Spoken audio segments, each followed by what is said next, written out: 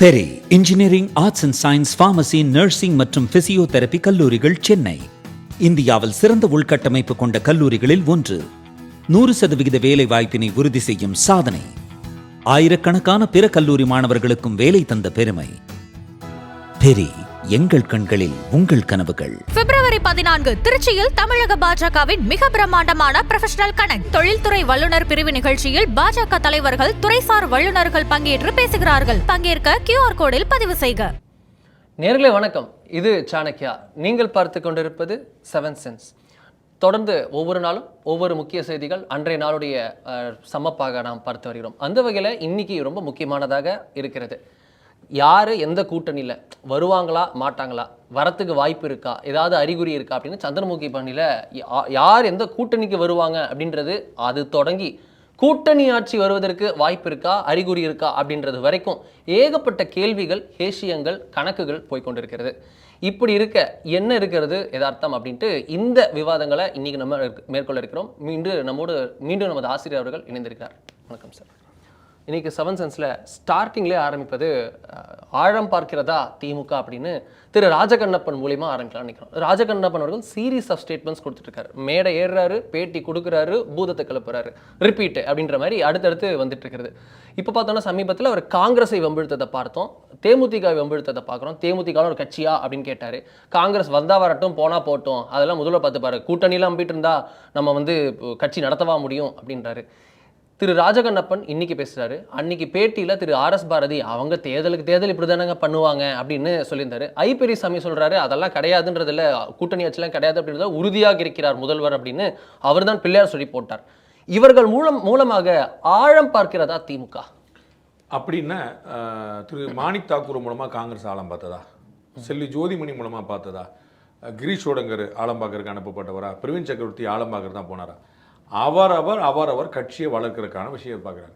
அது இன்னொரு கட்சிக்கான தளர்ச்சியாக மாறும். இந்த கட்சியுடைய வளர்ச்சி இன்னொரு கட்சியோட தளர்ச்சியாக மாறும்னு அவங்க they are ready to fight, அவ்வளோதான். அப்போ கூட்டணியில் பெரிய கட்சி எது அப்படின்னா திமுக, நோ டவுட். திமுக கொடுக்க வாங்கி கொள்ளும் இடத்தில் காங்கிரஸ் இருக்குது. காங்கிரஸ் கொடுக்க வேண்டியது எவ்வளவுங்கிற நாங்கள் டிட்டர்மின் பண்ணோம் அப்படின்னு சொன்னால் காங்கிரஸ் கட்சி பெரிய கட்சியாக மாறிடுது. இங்கே தான் அப்போ பெரிய கட்சி நம்ம அதிமுகவில் தேசிய ஜனநாயகக்குள்ள தெளிவாக பார்க்குறோம். பாஜக அதிமுக சொல்வதை வாங்கிக் கொள்கிற இடத்துல இருக்கு. அது ரொம்ப தெளிவாக அவங்களுடைய திரு சந்தோஷ் அஜி அவர்களே தெளிவும் போது 20% நம்ம சீட் வாங்குவோம் அப்படின்னா அப்போ 30 சீட் 30 இல்லை நம்ம ஒன்று கேட்போம், அவங்க சொல்லுவாங்க கடைசியில் ஃபைனல் டிசைடிங்கை தாண்டி அவங்க தான். திரு அண்ணாமலை அவர்கள் உட்பட அத்தனை பேருமே ரொம்ப தெளிவாக சொல்வது தமிழ்நாட்டில் அதிமுக தான் இந்த கூட்டணியோட தலைமை. திரு GK வாசன் ரொம்ப அழகாக அதை வெளிப்படுத்துறாரு. தேசிய ஜனநாயக கூட்டணி சொல்றீங்களா அப்படின்னு என்னங்க? இந்த கூட்டணியில் நிதிஷ்குமார் இருக்கிறாரா? இந்த கூட்டணியில் சந்திரபாபு நாயுடு இருக்காரா? இது தமிழ்நாடுக்கான கூட்டணி. இங்கே ADMK தான் இருக்குது, மற்றவங்க இல்லை. அப்போ அதிமுக பாஜக இந்த கூட்டணி தான். அப்போ இவர்கள் சொல்றதான் கணக்கு. அப்போ அதில் பெரிய கட்சி அதிமுக தான். இப்போ நிதிஷ்குமார் இருக்கிறாருன்னா அவருக்கு ஒரு சே இருக்கும், சந்திரபாபு நாயுடு இருக்காரு, இப்போ அவரெல்லாம் இல்லைங்கும் போது இங்கே அதிமுகவுக்கான சே தான் இருக்கு. அகில இந்திய அளவில் பாஜக முடிவெடுக்கும், தமிழ்நாட்டை பொறுத்தளவுக்கு அதிமுக முடிவு. இதே தான் திமுக. அப்போ காங்கிரஸ் கட்சி ஒரு அப்பர் ஹேண்ட் எடுக்குது. இல்லை பாஸ், நீங்கள் சொல்கிறத நாங்கள் செய்ய முடியாது, எங்களுக்கு சில டிமாண்டுகள் இருக்குன்னு அதை காங்கிரஸ் எடுக்குது. அப்போ இதை ஓப்பனாக எடுக்க ஆரம்பித்த உடனே திமுக பதிலுக்கு அடிக்குது, அவ்வளோதான். இது ஆழம் பார்க்கிறது முதல்ல நடந்த விஷயம்ல, இது ரியாக்ஷன் நடந்த விஷயம். Action starts from Congress. Girish Chodankar ஞாபகம் இருக்கும், நாங்கள் 117 தொகுதி நாங்கள் ஃபோக்கஸ் பண்ணுறோம் திருநெல்வேலியில் பேசினதுலேருந்து ஆரம்பிச்சு போது முழுக்க எல்லாருமே அது பிரவீன் சக்கரத்து போய் விஜய் பார்த்ததுலேருந்து எல்லாமே. அப்போ காங்கிரஸ் கட்சி முதல்ல இனிஷியேட் பண்ணிடுது, எங்களுக்கு நீங்கள் கொடுத்ததை வாங்கிட்டு போகக்கூடிய கூட்டணி கட்சி இல்லை நாங்கள். அப்போ நாங்கள் கூட்டணி கட்சி எப்படி நடத்துவோம் நீங்கள் தெரிஞ்சுக்கங்கன்னு திமுக செய்யுது. அதுதான் திரு ராஜகண்ணப்பனுடைய பேச்சு. அவர் அந்த மாவட்டத்தில் செல்வாக்கு மிக்கவர். அவர் நான் என்னுடைய மாவட்டத்தில் நான் பார்த்துக்கிட்டேன். அப்படி தான் திமுகவே வந்திருக்கு. திரு பெரியசாமின்னு சொன்னார், உங்களுக்கு புரிஞ்சுக்கணும். அப்போ ஒவ்வொரு பகுதியிலும் யாரெல்லாம் பேசுகிறார்களோ அவரெல்லாம் அந்த பகுதியை என்னால் தக்க வச்சுக்க முடியும். சிவகங்கை மாவட்டத்தில் காங்கிரஸ் இல்லாமலே சமாளிக்க முடியும், திண்டுக்கல் மாவட்டத்தில் காங்கிரஸ் இல்லாமல் அப்படி அவருடைய எண்ணம், புரியுங்களா? அப்போ நான் எனக்கு நீங்கள் தேவையில்லைப்பா அப்படின்னாங்க. அப்புறம் அந்த கணக்கில் தான் பார்த்தீங்கன்னா திரு பெரியசாமி சொன்ன அதே வார்த்தை, இது தமிழக முதலமைச்சர் இதுக்கு ஒப்புக்கொள்ள மாட்டார், திமுக இது ஒப்புக்கொள்ளாது. அதே வார்த்தை தான் தமிழக முதலமைச்சர் சொன்னார், இது ஒத்து வராது அப்படின்னாரு. So they are in same line, யாருக்கும் அங்கே முரண்பாடு இல்லை, சேம் லைன். பட் ஆனால் முதல்வர் அவர்கள் நேஷனல் ஒரு இங்கிலீஷ் மீடியாவுடைய ஸ்டேஜை பயன்படுத்தி டெல்லிக்கு மெசேஜ் பாஸ் பண்ணணுன்ட்டு அவர் பயன்படுத்தினதுலேருந்து எல்லாமே சேம் டோனில் தான் இருக்குது. ஒருத்தரும் அவங்கவுங்க கெப்பாசிட்டிக்கு என்னென்ன பண்ணுமோ பண்ணுறாங்க. பட் ஆனால் திரு ராஜகண்ணப்பனோ, திரு RS பாரதியோ, திரு பெரியசாமியோ டு பி ப்ரிசைஸ் திரு ராஜகண்ணப்பன் அவர்கள் பண்றதோட லாங்குவேஜ் இது வந்து நேரடியாக அட்டாக் பண்ணுங்க ஃப்ரீ ஹேண்ட் கொடுத்து பேசுற மாதிரி அப்படிலாம் தமிழக முதலமைச்சர் வந்து ராஜகண்ணப்பன் 2 வாங்க அப்படிலாம் சொல்ல மாட்டாங்க. இவங்களுக்கு வந்து என்னென்ன தலைவர் ரொம்ப பொறுமையாக போகிறாரு, காங்கிரஸ் ரொம்ப ஓவராக போகுது, அவங்களாம் ஒரு ஆளாங்க அப்படிங்கிற ஒரு கணக்கு. அந்த கணக்கில் தான் தேமுதிக. அப்போ அவருடைய டோன் வந்து அரசியல்வாதிகளுக்கே இருக்கக்கூடிய டோன். நீங்கள் கேமரா ஆஃப் பண்ணால் எல்லாருமே அப்படி தான் பண்ணுவாங்க. திரு ராஜகண்ணப்பன் மாதிரி சிலர் வந்து கேமரா ஆஃப் ஆயிருக்கா ஆன் ஆயிருக்கான்னு பார்க்காமலே அந்த டோனில் எடுத்துருவாங்க. அவ்வளோ அது வந்து அடுத்தவர்களை அலட்சியமாக பார்ப்பதுங்கிறது அரசியல் டோன். அது வந்து நாங்கள் காங்கிரஸுக்கும் டிஎம்கேக்கு தான் நடக்குது. காங்கிரஸ் வந்து டிஎம்கேல எங்கள் நம்பி தான் நீங்கள் வரும். திருச்சி வலிச்சாமி சொல்கிறார்ல, நீங்கள் தனியாக போட்டிட்டு போங்க சொல்லுங்க, எங்களுக்கு கூட்டணி வேண்டாம்னு சொல்லுங்க. உங்களுக்கு புரியுங்களா? அப்போ திருச்சி வலிச்சாமி அவர்கள் வந்து அதிமுக காங்கிரஸுடைய மாநில தலைவர் இல்லை. அந்த டோன் வந்து அரசியல்வாதிகளுக்கே உயிரிட்டோம். அப்போ வந்து அலட்சியமாக பேசுகிறது வந்து திமுக தலைவர் சிக்னல் கொடுத்துட்டாரு அப்படி கிடையாது. அவங்களுக்கு எல்லாம் தெரியுது நம்ம வந்து பெரிய கட்சிப்பா, நம்ம ஏதோ கூட வச்சுக்கிட்டு இருக்கோம் காங்கிரஸ் ஒரு 4-5% வச்சிருக்காங்கன்னு. அதுக்கு அவங்க ஓவரா பண்ண என்ன அர்த்தங்கிற அந்த ஒரு கணக்கு தான். அதுதான் வந்து ஆர்எஸ் பாரதி சொல்றாரு. அவங்க எப்பயுமே அப்படி தாங்க பண்ணுவாங்க, அவங்க பண்ணா தான் காங்கிரஸே கடைசியில் நாங்கள் சரி பண்ணிக்கிடுவோம். அவ்வளோதான். அப்போ அது எல்லாரும் செட்டில் பண்ணுறவங்கள்ட்ட ஏதாவது சொன்னேன். நீங்கள் பிரைம் மினிஸ்டர் நரேந்திர மோடியோட ஃப்ரெண்டாக ஆகிட்ட பிறகு நீங்கள் வந்து தமிழ்நாடு பாஜக மாநில தலைவர் என்ன சொல்லுவார் நீ எதிர்பார்க்க வேண்டியது. அதுதான். அப்போ டிஎம்கே வந்து ரொம்ப தெளிவாயிருச்சு. என்ன காங்கிரஸோட ஹைகமாண்டை நம்ம செட்டில் பண்ணிடுறோம். அப்போ இங்கே இருக்கக்கூடிய ஒரு சொல்ல பற்றி நமக்கு ஒன்றும் கவலை கிடையாது. இருக்கவே இருக்கிறார் நமக்கு செல்வ பெருந்தகை. அவர் வந்து திமுக காரங்களுக்கு குறைவில்லாமல் ராஜகண்ணப்பன் அவர்கள் சொல்றதெல்லாம் பெருசாக எடுத்துக்காதீங்கப்பா அப்படின்றாரு. அப்படின்னு அவர் சொல்லிடுவார். அதெல்லாம் ஒரு பிரிவு. அதாவது ஏன்னா அவருக்கு வந்து தெரியும், அவருக்கு திமுக தலைவர் தான் கணக்கு, திமுக தலைவருக்கு அகில இந்திய தலைவர் தான் கணக்கு. அதனால வந்து இவங்க அதை பெருசாக எடுத்துக்க மாட்டாங்க. இது வந்து என்ன தலைவர் ரொம்ப பொறுமையாக அவர் வந்து இவ்வளவு பெருந்தன்மை காட்ட வேண்டியலங்க இவங்களுக்குலாம் அப்படின்னு ஒரு கணக்கில் சொல்றது. அவர் வந்து இல்லைங்க நம்ம வெற்றியை உத்தரவாதப்படுத்தணும், நம்ம யாரையும் விட்டு கொடுத்த முடியாதுங்கிற போறார். அந்த கணக்கில் தான் இது அவர் சிக்னல் கொடுத்து இவர் செய்யக்கூடிய விஷயங்கள் இல்லை. ஒரு பக்கம் சரி கட்டிடுவோம் அப்படின்னு திமுக நம்ப, மறுபக்கத்தில் இதில் எங்க நாங்கள் சதி பண்ணோம் அப்படின்னு காங்கிரஸ் கேட்கிறது. தோழமையில் மக்கள் பணியில் பங்கு கேட்டால் அது எப்படி சதியாகும் அப்படின்ட்டு ரொம்ப நாளாக கூட்டணி ஆட்சி ஏன் வேணும், எந்தெந்த மாநிலங்கள் என்ன இருக்குது, ஏன் இப்படி நடக்கக்கூடாது, 2006 இப்படி மிஸ் பண்ணிட்டோம் அப்படின்னு ஆதங்கம் ஆச்சரியம் அப்படின்னு பல விஷயங்களில் ட்வீட்டாக பொழிஞ்சிட்டு இருக்கக்கூடிய திரு மாணிக்கம் தாக்கூர் இன்னைக்கு இந்த கேள்வி எழுப்பியிருக்கார். இப்போ நம்ம பேசுகிற நேரத்தில் பார்க்குறோம் திரு மாணிக்கம் தாக்கூரும் திரு பிரவீன் சக்கரவர்த்தி அவர்களும் ராகுல் காந்தியுடன் தனியாக இவர்கள் இருவர் மட்டும் ஆலோசனை அப்படின்றத பார்க்குறோம். விடாமல் துரத்துகிறதா காங்கிரஸ். ஒரு பக்கம் பேட்டி 22ஆம் தேதி இது அப்படின்னு சொன்னதுக்கு அப்புறமும் நடக்கிறதே. மக்கள் பணியில் பங்கு கேட்கறதுக்கு சதியா ஆகுமான்னு கேட்குறாங்க. மக்கள் பணியில் எதுக்கு பங்கு கேட்குறீங்க? மக்கள் பணியை முழுசா ஆற்றிட வேண்டியதானே. சேவை தானே, தானா செய்யுங்களேன். முழுசா செய்யுங்க, தானா செய்யல, தனியா செய்யுங்களேன்ற. முழுசா செய்யுங்க. நீங்க எதுக்கு ஒரு 40 தொகுதி அவங்க கொடுப்பானே அதுல வந்து நீங்க சேவை செய்வானே, நீங்க 234 தொகுதியில் சேவை செஞ்சிருங்க. இந்த எங்களுக்கு நாங்க சொல்றதாங்க சீட்னு கேட்கக்கூடிய எல்லா கட்சி நாங்களும் அது வந்து திமுக அதிமுக கூட்டணிக்கு பேசல. எந்த கூட்டணி தேமுதிக இருக்கட்டும், பாமக டாக்டர் ஐயா ராமதாஸ் யாரெல்லாம் நாங்கள் யார் தெரியுமான்னு சொல்லுவாங்க. 234 போட்டிடுங்க, நீங்க யார் என்பதை உலகத்துக்கு காட்டுங்க, உலகம் உங்கள் பின்னாடி வரும். அதனால் திமுக பின்னாடி நின்று உலகம் பின்னாடி வரும்னு சொல்லிட்டு இருக்கிறீங்க. திமுக பின்னாடி தான் உலகம் போகும். நான் திமுக கூட்டணியில் இருப்பேன் என்று சொன்னால் திமுக மையப்படுத்தி தான் வாக்கு. உங்களுக்கு புரியுங்களா? நான் காங்கிரஸ் கூட்டணியில் இருப்பேன்னு சொன்னால் காங்கிரஸ் மையப்படுத்தி தான் வாக்கு. அப்போ நீங்கள் திமுக கூட்டணியில் இருப்பீங்க, ஆனால் எங்களுக்கு வந்து பங்கு கொடுங்க அப்படின்னா பங்கு எனக்கு நீங்கள் முழுசாக வச்சுக்கோங்க. உங்களுக்கு புரியுங்களா? என்னால் தான் நீ ஓடுற அப்படின்னா நீ தனியாக ஓடிக்கோ. என்னால் தான் ஓடுறேன்னு திருப்பி சொல்லிட்டு இருக்க, என்னை கைவிட்டுரு. லெட் காங்கிரஸ் டிஎம்கே கைவிடட்டுன்ற இவ்வளவுதானே. நீங்க திமுக காங்கிரஸ் கைவிடணும், காங்கிரஸ் திமுக கைவிட்டுறோம். நிதர்சனம் எல்லோருக்கும் தெரியும். அவ்வளவுதான். அப்ப இங்க என்ன நமக்கு வந்து கூடுதலான சீட்டு அதை நீங்க கேளுங்க, நல்லா சண்டை போடுங்க. ஆட்சியில் பங்கு அப்படிங்கிறது வந்து தேர்தலுக்கு பிறகுதான் முடிவெடுப்பார்கள். ரொம்ப ஆச்சரியம் என்னன்னா, நீங்க குறிப்பிட்டது போல பிரவீன் சக்கரவர்த்தி அவர்களும் மாணிக் தாக்கூர் அவர்களும் தெளிவான திடமான மாற்றாத ஒரே குரல் இருக்கிறார்கள். திரு செல்வப்பெருந்தகை எவ்வளோ தண்டம் கட்டி பார்க்குறாரு. அவங்க நடவடிக்கை எடுப்பாங்க, ஹைகமாண்டு சொல்லிட்டோம், டெல்லி என்ன செய்ய போகுதுன்னு பாருங்கள்லாம் சொன்னார். ஒன்றுமே நடக்கல. இன்னும் மாறுபடினா அவங்களுடைய அப்பர் ஹேண்ட் கூட்டிகிட்டே போகுது. நீங்கள் சொல்கிற மாதிரி எவ்ரி டே அவங்க கவுண்டர் பண்ணிட்டு இருக்காங்க. இப்போ தமிழக முதலமைச்சர் நேற்று சொல்லிட்டாருங்க, இதெல்லாம் ஒத்து வராதுன்னு. அட்லீஸ்ட் காங்கிரஸ் கட்சியில் சைலண்டாக இருக்கலாம். சரி விட்டுங்க, ஒன்றும் பிரச்சனை இல்லை, பார்த்துக்கலாம். மேலிடத்தில் இவங்க பேச வேண்டியது பூரா மேலிடத்தில் இல்லை, இவர்கள் பதிலுக்கு பதில் கொடுக்குறாங்க. புரியுங்களா? தமிழக முதலமைச்சர் ஓப்பன் பண்ண பிறகு இதில் என்னங்க பிரச்சனை, உங்களுக்கு என்னங்க சிக்கல் அப்படின்னு பதிலுக்கு பதில் கேட்குறாங்க. அப்போ கேட்கும்போது இது வந்து அந்த விரிசல் வந்து முற்றிக்கிட்டே போகுது. அதான் பார்க்கணும். அப்போ இதை வந்து டெல்லியில் போய் பேசும்போது இது வந்து இவர்கள் 2 பேரும் சேர்ந்து ராகுல் காந்தியை பார்க்குறாங்களா, ராகுல் காந்தி உங்களுக்கு சம்மன் பண்ணியிருக்காங்களான்னு பார்க்கணும். அழைத்திருக்காரா? அதுதான் உங்களுக்கு அந்த வேற டோன் இருக்கா சொல்ல வரேன். அதை நீங்கள் பார்க்கணும். அது வந்து உங்களுக்கு ரிசல்ட் வெளியே வரும்போது நாளைக்கு வரும்போது தெரிஞ்சு. அவ்வளோதான். இப்போ இன்னைக்கு என்ன நடந்துகிட்டு இருக்கு, நம்ம பேசிட்டு இருக்கும்போது நடந்துட்டு இருக்கிறது நாளைக்கு அவுட்கம்ல தெரிஞ்சு. இவர்கள் வெளியே வந்து சொல்ல போறது இல்லை, ஆனால் வெளியே என்ன வருதுங்கிறது தெரிஞ்சிடும்ல. அவ்வளோதான். அப்போ வந்து தாவேகா கூட போனால் காங்கிரஸ் கட்சியுடைய ஓட்டு கூடும், no doubt in it. Congress கட்சிக்கு ஒரு புத்தெழுச்சி கிடைக்கும். தமிழ்நாட்டில் அவங்க வந்து குறைஞ்சபட்சமாக ஒரு 70-80 தொகுதி போட்டிடுவாங்க. அப்போ 70-80 தொகுதி கேண்டிடேட் போட்டிடுறாங்கன்னா ஒவ்வொருத்தரும் அவரவர் முயற்சியில் நிற்பார், ஜெயிக்க போகிறது இல்லை. ஆனால் ஒரு முயற்சி இருப்பார், கட்சி வளர்ச்சிக்கு உதவும். ஓவராலாக பெர்சன்டேஜில் டபுள் டிஜிட் அவங்க ஒரு பெர்சன்டேஜ் காட்டலாம். தாவேக்காவுடைய பெர்சன்டேஜ் இவங்கள்ட்ட கமிட் ஆகும். அப்போ அது வந்து காங்கிரஸ் கட்சியோட புத்தொழிச்சிக்கு வந்து உதவும். அதில் வந்து நோ டவுட். ஆனால் சீட்டாக கன்வெர்ட் ஆகுமா? கிடையாது. நீங்கள் எல்லாருமே பலமுறை குறிப்பிட்டது போல புதுச்சேரியில் அது ஹெல்ப் பண்ணலாம், கேரளாவில் அது ஹெல்ப் பண்ணலாம். ஸோ அது வந்து காங்கிரஸ் கட்சிக்கு ஒரு அப்போ காங்கிரஸ் கட்சி வைடு ஸ்ப்ரெட்டாக பார்க்குதா, இல்லை நமக்கு தமிழ்நாட்டில் மெட்டீரியல்ஸ் ஆறுதை நம்ம பார்த்துக்கிடுவோம். ஏன்னா கேரளாவில் வந்து கம்யூனிஸ்டுக்கும் காங்கிரஸுக்குமே சண்டை. அப்போ நம்ம வந்து தேவையில்லாத கான்ஃப்ளிக்ட் வேண்டாம், நம்ம வந்து எது ஒன்றுமே தமிழ்நாட்டில் வந்து இது வரட்டும் நம்ம பார்ப்போம்னு சொல்லி பண்ணலாம். அவர் ஸோ இந்த ball is in Rahul's court. ராகுலுமே முடிவெடுக்க முடியுமான்னு எனக்கு தனிப்பட்ட முறையில் டவுட் இருக்கு. திருமதி சோனியா காந்தி சொன்ன பிறகு ராகுல் வந்து முரண்டு பிடிக்கிறவர் இல்லை. அதுதான் அவர் வந்து பெரிய பலமாகவும் பார்க்கலாம், பலவீனமாகவும் பார்க்கலாம். அவர் வந்து திருமதி சோனியா காந்தி வந்து விட்டுருக்குப்பா, வந்து ஸ்டாலின் பேசிட்டாருப்பா, அது வந்து நமக்கெல்லாம் துணை நிற்கவங்க சரின்னு சொன்னாங்கன்னா திரு ராகுல் சரின்னு சொல்றவர் தான். இல்லைம்மா நம்ம கட்சி நம்ம பார்க்கணும், அவங்க கட்சி அவங்க பார்க்குறாங்கன்னு ஒரு சண்டை போடுறவர் இல்லை. அவருடைய முனைப்பு காங்கிரஸை வளர்ப்பதாக இருக்குது. ஆனால் அந்த முனையை முழங்கடிக்கிறது காங்கிரஸாகவே இருக்குது. அதனால வந்து இன்னைக்கு கோடி பேசிட்டு என்ன முடிவு பண்றாங்கிறது அவுட்கம்ல தெரியும். அது வந்து பதிலுக்கு பதில் விடாம துரத்துதா இல்லாட்டி விட்டுருதா அப்படிங்கிறது எப்போ அவுட்கம் தெரியும் சார்? நம்ம எப்போ அதை எதிர்பார்க்கலாம்? ஓரளவுக்கு ஒரு கன்க்ளூஷன் ரொம்ப நாளா இழுத்துக்கிட்டே இருக்கேன். பிப்ரவரி லாஸ்ட் வீக்ல தெரியும். திமுக காங்கிரஸ் கூட்டணி தொடர்கிறதுன்றது பிப்ரவரி லாஸ்ட்ல தெரிஞ்சிடும். மார்ச்ல கிளியர். திமுக காங்கிரஸ் கூட்டணி தாங்க தொடரும். நான் இது வரைக்கும் தாவேக்காக்கு போயிருன்னு சொல்லவே இல்லை. உங்களுக்கு புரியுங்களா? திமுக தாவேக்கு தான் திமுக காங்கிரஸ் கூட்டணி தான் தொடரும். அது எந்த அளவுல அப்படிங்கிறது பார்க்கும்.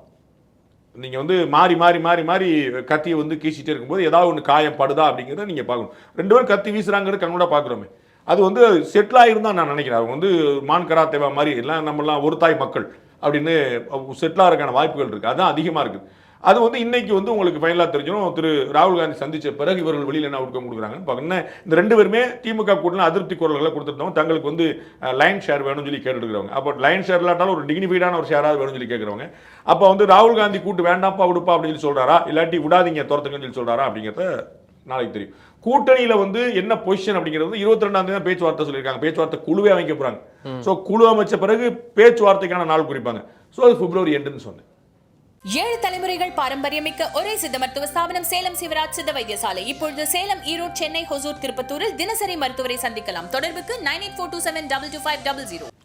இதுல தான் நமக்கு வந்து இது எல்லா பிரச்சனைக்கும் வந்து நிற்பது கூட்டணி ஆட்சி, ஆட்சியில் பங்கு, அதிகாரத்தில் பங்கு அப்படின்னு பாரு. இது எல்லாமே பார்த்தோம் அப்படின்னா லோக்சபா எலெக்ஷன்ஸ் முடிஞ்சதுக்கு அப்புறம் திரு ஆதவ் அர்ஜுனா பேச ஆரம்பிச்சது. அவர் விசிகால இருந்துகிட்டே அவர் இந்த விஷயங்களை சொன்னாரு. அப்புறம் வெளியில வந்தாரு, தாவேக்கால சேர்ந்தாரு. அந்த நேரத்திலே பார்த்தோன்னா திரு விஜய் அவர்கள் முதல் மாநாடு நடத்தினாரு. அவர் வந்து வருவாங்க இல்லையா, கொடுக்கலுமையா அப்படின்லாம் வேற சொன்னாரு. இப்போ பார்த்தோன்னா எல்லா கட்சிகளும் பேசுகிறார்கள். யார் இதனால் வரைக்கும் பேசுவாங்க சொன்னாலும் பிஜேபி உள்ளிட்ட கூட்டணி கட்சிகள்லாம் அமைதியாக சப்டிலாக இருக்க, திமுக கூட்டணியில் இந்த விஷயம் அதிகமாக எக்கோ ஆகுது. இன்னைக்கு திரு அண்ணாமலை அவர்கள் இந்தியா டுடே பேட்டியில் கொடுத்திருக்காரு. அது அடுத்த பற்றி நம்ம பேச இருக்கோம். அதுக்கு முன்னாடி இந்த கூட்டணி ஆட்சி யதார்த்தம் என்ன? திரு பொன்னார் வரைக்கும் ஏகப்பட்ட ரியாக்ஷன்ஸ் கொடுத்ததாக தகவல்கள் இருக்கிறது. என்ன புரிஞ்சுக்கணும்? திரு ஆதவ் அர்ஜுனா வந்து 2025 அதை பேச ஆரம்பிக்கிறார். திரு அண்ணாமலை அவர்கள் 2024 அதை பேசிட்டார். அதாவது இனிமே வரும் காலம் வந்து கூட்டணி ஆட்சிக்கான காலம் தான். தமிழ்நாட்டில் வந்து தமிழ்நாட்டில் இனிமே சிங்கிள் மெஜாரிட்டி ஆட்சி அப்படிங்கிறது கிடையாது. அது வந்து எல்லாருமே சேர்ந்து அமைக்கக்கூடியதான் வரும். இனிமேல் கூட்டணி ஆட்சி தான் வரும்னு நினைக்கிறேன். இனி வரப்போகிற தேர்தல் புதுமையாக இருக்கும் அப்படின்னு இந்த கூட்டணி ஆட்சிக்கான வாய்ப்பாக தான் இருக்கும். தனி கட்சி ஆட்சிக்கான வாய்ப்பு குறைஞ்சிருச்சு அப்படிங்கிறத ரொம்ப முன்னாடி சொன்னார். அதிமுகவோட கூட்டணி அமையாத போது உங்களுக்கு புரியல, அது கூட்டணி முன்னாடியே சொன்னதாகவும் அதான் சொல்றேன். 2024 சொல்றேன். அதுக்கு வந்து இனிமே அதான் ட்ரெண்டா வரப்போகுதுங்கிறத சொன்னார். அப்போ வந்து அதுக்கு நம்மளை தயார்படுத்திக்கணும் அப்படிங்கிறது வந்து மேட்டுப்பாளையம் பிரச்சார காலத்துல இருந்து அவர் வந்து அதை சொல்லிட்டு வராங்க. ஸோ இது வந்து கூட்டணி ஆட்சியா இல்லையாங்கிறது ரெண்டு கட்சியுமே ஒரு ட்ராப் தான். அது ஒன்றும் குழப்பம் இல்லை. நம்ம பல முறை சொல்லியிருக்கோம். தமிழ்நாட்டில் ஆவரேஜாக ஒரு 70% போலாம், ஒரு 30% எப்படி இருக்கும். இப்போ இந்த முறை வந்து எஸ்ஐஆர் புண்ணியத்தில் வந்து ஒரு 77-78 வரைக்கும் போகலாம். ஏன்னா அந்த ஓட்டு மொத்த எண்ணிக்கையே குறைஞ்சிருக்கனால. ஸோ 75 நார்மலாக இதுக்கு முன்னாடி பார்த்தீங்கன்னா 70% வந்து போகலாம். அந்த 70%ல் இந்த ரெண்டு கட்சியும் சேர்ந்து ஒரு 50-55% எடுப்பாங்க. ரெண்டு கட்சியுமே சேர்ந்து ஒரு 15-20% வந்து எப்பயுமே வெளியே தான் போய் நிற்கும். அதுதான் வந்து ஒரு காலத்தில் மக்கள் நல கூட்டணியாக இருக்கும், ஒரு காலத்தில் மதிமுகவாக இருக்கும், ஒரு காலத்தில் பாமகவாக இருக்கும், ஒரு காலத்தில் தேசிய ஜனநாயக கூட்டணியாக இருக்கும். இப்படி ஏதேனும் ஒரு மூன்றாவது முயற்சி இருந்துகிட்டே இருக்கும். அதில் வந்து இப்படி அந்த பர்சன்ட் இருப்பாங்க. ப்ளஸ் ஓட்டு போடாதவங்க, ப்ளஸ் வந்து இந்த நோட்டாக்கு ஓட்டு போடுறவங்க, அப்படி இந்த மாதிரி ஒரு குரூப் வந்து 20% எப்படியும் வெளியே இருக்கும். அதுதான் வந்து அது எங்கேருந்து வருதுன்னா அதிமுக திமுக மீதான பிரதான அதிருப்தியின் விளைவாக வருது. எங்களுக்கு இந்த ரெண்டு கட்சியும் வேண்டாங்க, வேற ஏதாவது ஆப்ஷன் சொல்லுங்க. அதை சொல்லி தான் நாம் தமிழர் கட்சி முன்னேறுது. வருது. அதை சொல்லித்தான் பாஜக 2024 வந்துச்சு. அதை சொல்லித்தான் இப்ப தாவேகா வந்து நிக்குது. அப்ப வந்து இந்த ரெண்டு கட்சிகளும் தங்களுடைய கோர் பலத்தை, நம்முடைய ஆத்ம பலத்தை வந்து மிஸ் பண்றாங்க. அவங்க வந்து நமக்கு வந்து இன்னைக்கு கண்டெம்பரரியா இருக்கிறது வந்து ரெண்டு கட்சியுமே நிறைய வந்து டிவியேட் ஆகி போறாங்க. ரெண்டு கட்சியிலையுமே அண்ணா மாதிரி, கலைஞர் மாதிரி, எம்ஜிஆர் மாதிரி, ஜெயலலிதா மாதிரி வந்து ஜெயலலிதா பற்றிலாம் பேசாதீங்கப்பா, அதெல்லாம் வேற, அதெல்லாம் தலைவர் வேறப்பா அப்படிங்கிற கட்டம் தாண்டி போயிடுச்சு. இந்த ரெண்டு தலைவர்களுமே அவங்க கட்சிக்குள்ளேயுமே விமர்சனத்துக்குள்ளாராங்க. அப்போ அடுத்த கட்டத்துக்கு நகர்ந்துட்டாங்க. அப்போ வந்து இவங்க கோர் பெல்ட்டை மிஸ் பண்ணால்தான் தாவேகா போன்ற ஒரு மூன்றாவது தேவை இருக்குதா அப்படிங்கிற ஒரு கேள்வி வருது. அப்போ அதனால தான் இந்த இவர்களால் தனி பெரும்பான்மை பெற முடியுமாங்கிற கேள்வி வருது.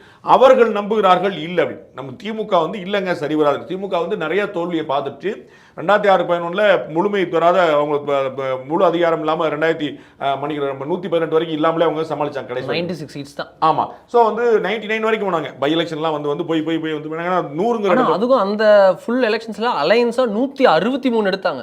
ஆனா அதுல 96 தான் திமுக. அதான் சொல்ல வரேன். அவங்க வந்து அவங்க தனியாவே பை எலெக்ஷன்லாம் போட்டுட்டு 99 வரைக்கும் தொட்டாங்க. திருவள்ளூர் சீட் தொடவே முடியல.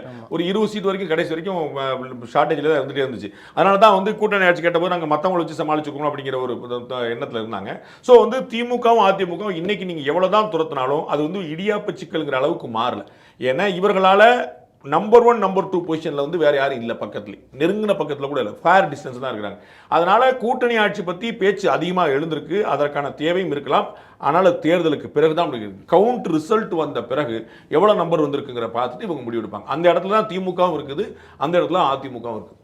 இது அதுக்கான தேவை இருக்கிறது. எப்பவுமே ஒரு பாயிண்ட் சொல்லுவாங்களா, கூட்டணி ஆட்சின்றது அமைஞ்சாதான் அது எல்லாருடைய அந்த கருத்துக்களும். அதெல்லாம் போய் அது வந்து இப்ப விடுதலை சிறுத்தைகள் ஆட்சியில பங்கு வச்சாதான் பட்டியலினத்தோருடைய குரல் ஒலிக்கும் அப்படின்னா ஆராசா என்ன செய்வார்? அவர் பட்டியலத்துடைய குரல் சொல்லியா? ஏகேஎஸ் விஜய் என்ன சொல்வாரு? அவர் பட்டியலத்தோட குரல் ஒலிக்க மாட்டாரா? சுப்புலட்சுமி ஜெயசன் வந்து குரல் கொடுக்க மாட்டாங்களா? இப்படி ஒவ்வொரு சமூகத்தை சேர்ந்தவங்களும் ஒருத்தர் குரல் கொடுக்க மாட்டாங்க. இது என்ன கணக்கு உங்களுக்கு? இவங்க தான் வரணும், இவங்க தான் வரணும் அப்படிலாம் அவங்க கணக்கே கிடையாது. அந்த கட்சியில் எல்லா சமூகத்தரும் இருப்பாங்கல்ல. இவங்க நரேந்திர மோடி இருக்கிறாருன்னா பிராமணரா? அமித்ஷா இருக்கிறாருன்னா பிராமணரா? அப்போ ஒவ்வொரு சமூகத்துக்கான பிரதிநிதித்துவம் எல்லாருமே தானே கொடுப்பாங்க. அதுல ஒன்றும் இல்லையா? எல்முருகன் இருக்கிறார், என்ன சமூகம்? அப்போ அவர் இருக்கும்போது பட்டியலத்துக்கான குரல் வராதா? அது வந்து ஒரு இவர்களா சொல்லிக்கிற ஒரு போய். அப்புறம் தான் எல்லாருக்கும் பொருத்தும். அப்புறம் தான் ஒரு விழுப்புரத்துல ஒருத்தர் வரணுமாங்க, அப்பதான் கன்னியாகுமரி ஒருத்தருவாங்க, அப்பதான் ஏரியா பிரதிநிதி, மாவட்ட அமைச்சர், அது மாதிரி வந்து அப்படின்னு அதெல்லாம் இவர்கள் சொல்லிக்கூடக்கூடிய விஷயம். அதாவது முழுமையா ஜெயிக்க முடியலன்னு சொல்றவங்க இந்த விதாச்சார பிரதிநிதித்துவம் சொல்லுவாங்க பாருங்க, அந்த மாதிரி என்னால எங்கேயும் ஜெயிக்க முடியல, ஆனா ஓவராலா ஒரு 7-8% வச்சிருக்கேன். இப்போ நீங்க வந்து வீதாச்சார பிரதிநிதித்துவம் இருந்துச்சுன்னா திரு சீமானுக்கு வந்து குறைஞ்சபட்சம் ஒரு 20-25 எம்எல்ஏ இருக்கணும். அவர் என்ன நினைக்கிறாரு, எனக்கு இவ்வளவு ஓட்டு இருக்கு, 35 லட்சம் ஓட்டு வாங்கி எனக்கு வந்து எம்எல்ஏ இல்லையப்பா அப்படின்னு ஒரு கணக்கு இருக்குல்ல, அந்த கணக்கில் சொல்லக்கூடிய ஆதங்கத்தில் சொல்லக்கூடியதான். ஸோ எல்லா கட்சிகளுடைய கூட்டமைப்பு இருந்தால் நிகழ்ந்து எல்லா கட்சி எத்தனை கட்சி சேர்றாங்களோ அத்தனை கட்சி இருக்க பகிர்ந்து அளிக்கப்படும். நிதியா நீதியாங்கிறது கேள்வி. நிதியா நீதியா அப்படின்னு சொல்லும்போது கால்குலேஷன்ஸ் நிறைய மேட்டர் அப்படின்றப்போ திரு அண்ணாமலை அவர்கள் நேற்று அந்த இந்தியா டுடே கான்ஃபரன்ஸில் திரு கார்த்திக் சிதம்பரம் கூட வந்து பேசினார். அப்போ அவர் பேசும்போது திரு அண்ணாமலை அவர்கள் ரொம்ப இன்ட்ரெஸ்டிங்கான ஒரு பாயிண்ட்டை சொன்னார். என்டிஏ தான் ஜெயிக்க போகுது, ஆனால் I am not going in to numbers in detail, ஆனால் அது உள்ளேயும் என்ன போகுதுன்ற சொல்ல போகிறேன். பட் ஆனால் இதுதான் நடக்க போகிறது. இபிஎஸ் தான் எங்களுக்கு சிஎம் கேண்டிடேட். அவர் அதிமுக திமுக ரெண்டு திராவிட கட்சிகளும் கண்டிப்பாக அவுட் இன் ஓப்பன் வந்து கூட்டணி ஆட்சி அப்படின்னு சொல்ல போகிறது கிடையாது, அப்படி எதிர்பார்க்கவும் கூடாது. ஸோ இதுதான் அப்படின்னு சொல்லிட்டு சொல்லியிருக்காரு. திரு அண்ணாமலை அவர்கள் சொல்லக்கூடிய நம்பர் என்டிஏ தான் மெஜாரிட்டி பெறும், ஆனால் என்னால் நம்பருக்கு போக முடியல அப்படின்னு சொல்ல முடியாது அப்படின்ற மாதிரி சொல்கிறார். என்ன நிலைமையில் இருக்கிறது? அவர் கணக்கு என்ன? அவருடைய கணக்கு வந்து என்ன? என்டிஏ ஆட்சி அமைக்குங்கிறது. அவர் பக்கத்திலே உட்கார்ந்துருந்தார் கார்த்திக் சிதம்பரம். அவர் என்ன சொன்னார்? நாங்கள் தான் இந்த போஸ்ட்டை வந்து முதல்ல தொடுவோம் அப்படின்றார். சரி, அருண்ராஜ் என்ன சொல்றாரு? ஆதவர்ஜுனா என்ன சொல்றாரு? தாவேக்கா வந்து 45% வாக்குகள் வச்சிருக்கு, நாங்கள் வந்து ஜெயிக்க போறோம்னு சொன்னாங்க. அப்படிதான் எல்லா கட்சியும் சொல்லுவாங்க. அப்போ திரு அண்ணாமலைட்டு நீங்கள் என்டிஏ ஜெயிக்கும்னு சொல்லாமல் வேற என்ன ஜெயிக்கும்னு சொல்லி எதிர்பார்க்குறீங்க? அவர் வந்து அந்த கட்சிக்காக தானே போராடுறாரு, அந்த கூட்டணிக்காக தானே உழைக்கிறாரு, அதான் சொல்வார். திரு கார்த்திக் சிதம்பரம் அங்கே உட்காந்துட்டு காங்கிரஸ் தான் ஜெயிக்கும், திமுக கூட்டணி தான் ஜெயிக்கும், United India alliance will win அப்படின்றார்.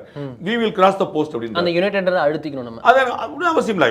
ஒன்னா இருந்தா நான் ஏற்கனவே சொன்னேன், 200 பேஜ்ல சொன்னேன். அதாவது தேசிய ஜனநாயக கூட்டணியில காயம் பழசாயிருச்சு, அதனால இப்ப எல்லாம் செட்டில் ஆயிட்டாங்க. திமுக காங்கிரஸ் கூட்டணியில காயம் புதுசா இருக்கு. ஸோ அந்த அந்த அந்த ப்ளீடிங் வந்து தெரியுது. அது வந்து அது எவ்வளவு தூரம் ரிஃப்ளெக்ட் பண்ணுது, எலெக்ஷன்ல எவ்வளவு பாதிப்பை ஏற்படுத்துங்கிறது we have to wait and watch. Thiru Annamalai அவர்கள் வந்து தேசிய ஜனநாயக கூட்டணி ஜெயிக்கும்னு நினைக்கிறாரு. திரு சிதம்பரம் வந்து திமுக கூட்டணி ஜெயிக்கின்றாரு. திரு அருண்ராஜ் வந்து தாவேகா ஜெயிக்கின்றார். இதுதான் அவர்கள் நிலைப்பாடு. அதனால அவங்க கட்சிக்கு அவங்க உழைப்பாங்க. நான் பார்க்கறது வந்து சிங்கிள் லார்ஜஸ்ட் பார்ட்டியா ஏடிஎம்கே வரும், சிம்பிள் மெஜாரிட்டியோட வருதா அப்படின்னு சொல்ல முடியல. ஸோ ஏடிஎம்கே வந்துருச்சுன்னா மிச்சதெல்லாம் அமித்ஷா பார்த்துக்கிடுவாரு, அவங்க வந்து அலையன்ஸில் கொண்டு வந்து போட்டிக்கிடுவாங்க. அதனால் வந்து அதில் வந்து ஒரு பெரிய ப்ராப்ளம் இல்லைன்னு நினைக்கிறேன். பட் இது வந்து இன்னும் போகணும். நம்ம வந்து அதான் நான் இது என்ன தான் சொன்னாலும் நீங்கள் ஏப்ரல் 2nd வீக்குக்கு முன்னாடி வந்து சரியாக கணிக்க முடியாதுங்கிறது தான் ஹானஸ்டான பதில். தாவேகாவுக்கு கிடைக்கக்கூடிய முக்கியத்துவம் குறைந்து கொண்டே போகும். இது அதிமுக வர்சஸ் திமுகன்னு ஸ்ட்ராங் ஆகிட்டே போகும். அப்போ வந்து இந்த நம்பர்ஸ் வந்து இன்னும் மாறலாம். திமுக இன்னும் அவருடைய பிரம்மாஸ்திரங்கள் எல்லாம் எடுக்கலை. இன்னும் அவர்களை அதிமுகவாவது கொஞ்சமாக ஒரு அஸ்திரமாக போட்டுட்டு வருது. எங்களோட தேர்தல் அறிக்கையை பாருங்க. திமுக தேர்தல் அறிக்கைங்கிற கான்செப்ட்ல போவே இல்லை. அண்ட் அவர்கள் டேஸ்ட் பார்த்தவங்க, தேர்தல் அறிக்கை ஒரு மேஜர் ரோல் ப்ளே பண்ணுங்கிறத டேஸ்ட் பார்த்தவங்க. அதனால வந்து அவங்க வந்து அதில் வந்து ஒரு பெரிய ரோல் ப்ளே பண்ணுறதுக்கான வாய்ப்பு இருக்கு. ஸோ அந்த மாதிரி we have to wait. நம்ம வந்து இந்த ரவுண்டில் இது அந்த ரவுண்டில் நம்ம சொல்லிக்கலாம். But no round is final round. அது வந்து நீங்கள் 2026 ஏப்ரலில் தான் நீங்கள் வந்து பார்க்கணும். ஸோ ஏப்ரல் 2nd வீக் வாக்கில் நமக்கு வந்து ஒரு கிளியர் பல்ஸ் கிடைக்கலாம்னு நினைக்கிறேன். இன்னைக்கு தேதிக்கு நீங்கள் சொன்னீங்க இல்லை சார் இன்னைக்கு ஒன்று சொல்லுங்க அப்படின்னு சொன்னால் திரு அண்ணாமலை அவர்கள் சொன்னது சரியாக இருக்கும். அதாவது என்டிஏவா அவர்கள் ஒரு பெரும்பான்மை பெற முடியும், அதிமுக சிங்கிள் லார்ஜஸ்ட் பார்ட்டியாக இருக்கும் நான் நினைக்கிறேன். இதில் வந்து ஒருவேளை அப்படி அமையுது அப்படின்னா என்னவா இருக்கும்? போஸ்ட் எலெக்ஷன் தான்றது புரிய முடியுது. பட் உங்களோட பாயிண்ட் ஆஃப் வியூவில் ஒருவேளை அப்படி ஒரு 118 அப்படின்றது ஒரு பார்ட்டி கிடைக்கல, ஏதோ ஒரு அலையன்ஸ் கிடைக்கல, ஆனால் எல்லாரும் ஒரு அலையன்ஸை சேர்ந்து 118 கிராஸ் பண்ணுறாங்க அப்படின்றப்போ மேஜர் பார்ட்னர் ஒரு அலையன்ஸ் தான் வந்து ஆட்சி அமைக்கும். ஒரு அலையன்ஸில் இன்னொரு மாற்றி போக வேண்டியது நம்ம இருக்காது. அது வந்து என்டிஏ கூட்டணி ஆட்சி அமைக்கலாம் அல்லது டிஎம்கே கூட்டணி ஆட்சி அமைக்கலாம். அது கூட்டணி ஆட்சியாக இருக்குமா? அதான் சொல்றேன் நான் உங்களுக்கு. சார் அது ரொம்ப நம்மளா சும்மா சொல்லிட்டு போகிற அர்த்தம்ல. இன்னும் 60 நாள் நம்ம பேசுறதுக்கு கான்செப்ட் வேணும். நம்ம வந்து இன்னைக்கு சொன்னால் நாளைக்கு நான் மாற்றி சொல்கிற பழக்கம் எனக்கு இல்லை. அதனால இன்னைக்கு தேதிக்கு ஏடிஎம்கே அட்வான்டேஜ் எடுக்குது. அந்த அட்வான்டேஜ் ஆட்சியை வந்து தனியாக பிடிச்சிருங்கிற அளவுக்கு இல்லை. இது வளரலாம், தளரலாம். உங்களுக்கு புரியுங்களா? நான் வந்து இவங்க வந்து உத்தரவாதமாக ஆட்சி பிடிச்சிருவாங்கன்னு சொல்ல, ஆட்சிக்கு வரமாட்டாங்கன்னு சொல்ல. இன்னைக்கு தேதிக்கு ஏடிஎம்கே அட்வான்டேஜ் எடுக்குது. அப்போ ஒரு நான் இப்போ நான் உங்களுக்கு என்ன கணக்கு சொல்கிறேன், ஏன் கணக்கு என்ன சொல்கிறேன், 75 சீட்டு வந்து அவங்க 2021 எடுத்துட்டாங்க, ரைட், ஆஸ் அன் அலையன்ஸ். 2024 நீங்கள் அசம்பிளி சீட்டாக கணக்கு பண்ணிங்கன்னா ஒரு 90 சீட் எடுப்பாங்க உங்களுக்கு 2024. அப்போ 75 வந்துச்சு, 90 வந்துச்சு, 100 102 வர்றதுக்கு ஒரு பெரிய ப்ராப்ளம் இல்லை. உங்களுக்கு புரியுங்களா? அப்போ வந்து ஒரு சின்ன அட்வான்டேஜ் எடுக்கக்கூடிய அது வந்து இன்னும் 130ங்கிற அளவுக்கு போயிருமாங்கிறது நம்ம we have to wait. அவ்வளோதான். அப்போ டிஎம்கேவும் பார்த்தீங்கன்னா அவங்க 40க்கு போயிட்டாங்க, 20க்கு போயிட்டாங்கிற நிலமெல்லாம் கிடையாது. அவங்களும் மல்லுக்கு நின்று இணையாக நிற்கிறாங்க. அதில் தான் அந்த சின்ன மைனர் கேப் வரும்னு நான் நினைக்கிறேன். அப்போ வந்து இது எப்படி எந்த திசையை நோக்கி போகுதுங்கிறத நம்ம ஏப்ரல் சொல்கிறது தான் சரியாக இருக்கும். இப்போ வந்து தனிப்பெரும் கட்சிக்கான ஆட்சிக்கான வாய்ப்பு இன்னைக்கு தெரியல, நாளைக்கு மாறலாம். No round is final, no day is final, every minute matters அப்படின்றது மட்டும் தெரியுது. ஒவ்வொரு நாளும் ஒவ்வொரு சீட்டுக்கிட்டு மாறிக்கிட்டே இருக்குது. என்னென்ன இருக்குன்றதை தொடர்ந்து பார்த்துக்கிட்டே இருங்க. மீண்டும் இன்னொரு நிகழ்ச்சியில் பார்ப்போம். அதுவரை நன்றி, வணக்கம்.